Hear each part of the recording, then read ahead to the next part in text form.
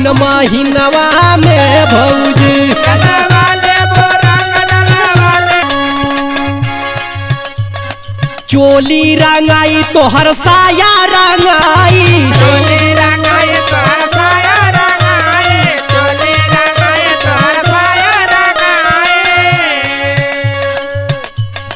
गलवा पे अपने गुलाल लगवाई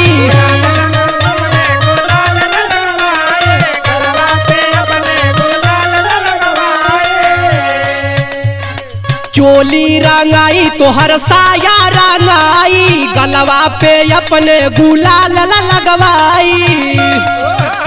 आजा हो जा तैयार आज हो जा तैयार फागुन महीनवा में भौजी आजा हो जा तैयार पर साल भौजी लुकाई तू गईलू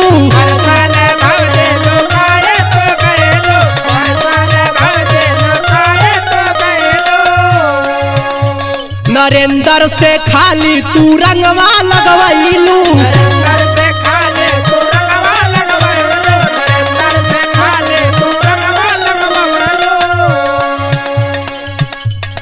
पर साल भौजी लुकाई तू गईलू नरेंद्र से खाली तू रंगवा लगवैलू